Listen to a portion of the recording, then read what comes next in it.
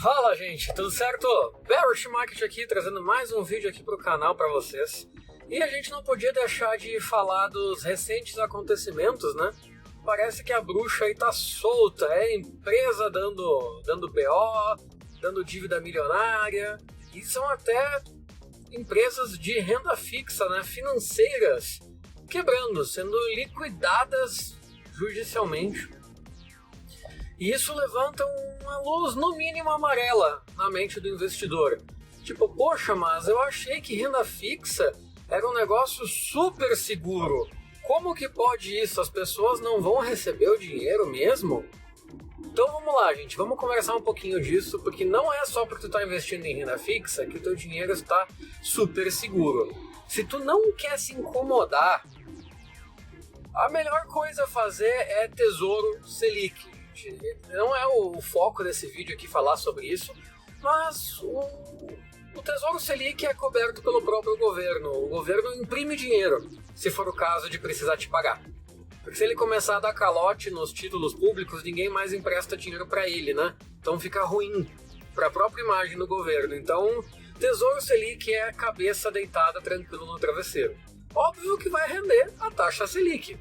Hoje em dia isso está muito bom, 13,75, mas não é sempre assim, né? Não faz muito tempo atrás estava 2% a taxa Selic. E aí? Essa rentabilidade te leva a algum lugar? Não cobre nem um pedacinho mínimo da inflação. Então, nem sempre Tesouro Selic vai resolver teus problemas. Tendo dito isso, gente, se tu é uma pessoa que quer buscar uma rentabilidade um pouco maior, tu já vai para os CDBs, que são os certificados de depósito bancário emitido por bancos, financeiras e afins. E é aí que entra o caso da BRK e da Portocred, que são financeiras, são instituições que podem emitir CDBs. O que acontece com eles? Existe uma coisa chamada rating de risco, né, que a Fitch e a Moody's que emitem. Essas ratings de risco são AAA, AA, A, B-, duplo B, duplo B-, né? Tem a A- aí também no meio do caminho e por aí vai. Pesquisem na internet qual é que é a sequência, mas vai do AAA para baixo, né? Esse é o primeiro ponto que tu tem que olhar numa instituição financeira, qual é que é a avaliação de risco dela, né? Dito isso, o próximo ponto a olhar numa financeira é o índice de Basileia dela. Índice de Basileia basicamente é um percentual que diz o quanto daquele dinheiro que está sendo emprestado pelo banco, que o próprio banco tem que ter no seu caixa. Então, por exemplo, uma empresa que tem um índice de Basileia de 30%, quer dizer que se ela fez um CDB de 100 mil reais, 30 mil ela tem que ter em caixa para efetivamente te pagar. O resto ela pode fazer com manobras, né, poxa, eu toma lá da cá, né, peguei emprestado aqui, peguei emprestado lá, tem meu lucro desse semestre. Então ela pode jogar com o fluxo de caixa dela para poder, né, dar esse patrimônio de volta para ti caso tu queira um resgate antecipado. Mas, se o índice de Basileia dela for 30, quer dizer que ela tem 30 mil, por exemplo, de 100 para te entregar pronto entregue. Os outros 70 ela vai buscar de algum outro jeito, né? O mínimo que o Banco Central admite para uma financeira que está funcionando é 11% de índice de Basileia. E essas instituições, algumas tinham menos da metade disso. Uma delas tinha 0,4, inclusive. Ou seja, nenhuma condição de liquidez de entregar o dinheiro de volta para os investidores se, por exemplo, várias pessoas quiserem resgatar o dinheiro. Que pensa assim, gente, muitas pessoas não sabem, mas nós temos um monte de pequenas financeiras e pequenos bancos no Brasil, mas um monte mesmo. É que a gente está acostumado a ver os grandes bancos, né? O quarteto fantástico ali nosso, e de repente mais a Caixa, mais ali um BTG, que é um banco de investimentos, esses nomes grandes aí. A gente não olha para os pequenininhos. Quem investe já, por exemplo, na bolsa, ou já é acostumado a comprar títulos de renda fixa, vai conhecer também um Banco ABC, lá de São Paulo, que é bem famoso, né? É uma instituição AAA, por exemplo, de avaliação de risco. Então, um banco, por exemplo, Banco Modal, Banco da Ecoval, são todas instituições que já estão aí há um certo tempo. Nem todas essas que eu falei têm avaliação AAA, tá, gente? Já começa por aí. Mas enfim, são instituições que muitas vezes o investidor que já compra CDBs vai conhecer. E aí tem todo o caquedinho, os pequenininhos. E pensem assim, gente, tu tá com uma financeira começando, tu começa a emitir um monte de título. Para daqui 2 anos, 3 anos, 4 anos de vencimento. Tu se alavanca fazendo isso com o dinheiro do investidor. Porque tu tá prometendo para ele pagar daqui a 4 anos os 100 mil dele de volta, mais os 10% ao ano que, por exemplo, ele contratou.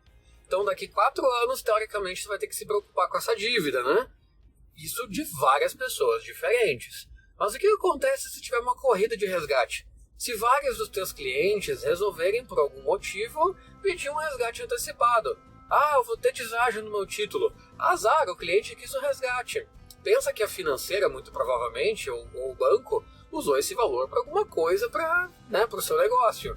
E aí, e se tu tem daqui a pouco 10 clientes de 100 mil cada, tu gastou $500 mil com alguma operação tua para crescer, e, poxa, 6 clientes teus pediram resgate de 100 mil. E aí tu não tem mais esse valor. Entenderam?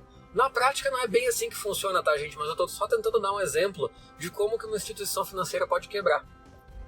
Porque, basicamente, né, gente, o banco faz dinheiro principalmente te emprestando ao investidor, entregando para ele um rendimento de, por exemplo, 10% e emprestando para uma pessoa física a 12, 15, 18. Essa diferença de taxas aí que vai dar o crescimento dele. E se ele não faz isso em larga escala, talvez ele demore para crescer. Ou ele tenha que se alavancar mais, oferecer taxa maior para os investidores para poder captar mais. Até que chega um ponto que isso estoura. Se a empresa, a instituição financeira, não for sólida e não tiver com suas contas em dia. E é basicamente isso que aconteceu. Então assim, pessoal, quando vocês vão comprar um título de renda fixa, avaliem a instituição. Com o CDB as pessoas costumam ficar tranquilo. É título de banco, tá tranquilo. Não é bem assim, gente. Não é sempre que tá tranquilo. Olhem a rating e olhem o índice de Basileia no mínimo, tá? Fora a pesquisa, o Google tá aí, né, gente? Poxa, vocês vão ver sempre que esses títulos de bancos menos conhecidos sempre vão pagar mais do que um título de um grande banco. Você vai pegar uma LCI de um Itaú, vai pagar 89%, 90% do CDI. Aí tu pega de um banco mais desconhecido, vai estar pagando 100%, 105% do CDI. Isso não é à toa, né, gente? O prêmio sempre é pelo risco. Botem isso na cabeça de vocês. Em qualquer investimento, seja em ações, seja em renda fixa, o prêmio é sempre pelo risco. Quanto mais risco tu corre, maior é o teu possível resultado, se não der nenhum problema aí, né? Então, taxa maior, rendimento maior para ti, mais risco que tu tá correndo. Veja se o risco vale a pena pelo prêmio que tu possa ter. Às vezes as pessoas pegam aí, nossa, um CDB 170% do CDI, mas em que instituição é? É no Ziraldus Bank. O que é isso? Sabe? Então, avaliem, gente. Avaliem, porque é só quando sai esse tipo de notícia que as pessoas se ligam de novo no que está acontecendo com as suas carteiras. Crédito privado é a mesma coisa. Às vezes as pessoas pegam aí debentures, CRIs e CRAs e não olham qual é a empresa que está emitindo ela. Uma debenture de uma Petrobras certamente vai ter uma taxa muito menor do que uma debenture de uma empresa do Zezinho da Silva Sauro. Isso é lógico. Tu vai pegar aí uma debenture de Petro, pagando aí um IPCA mais 3,5, mais 4. Aí a do Zezinho tá pagando IPCA mais 9. Né?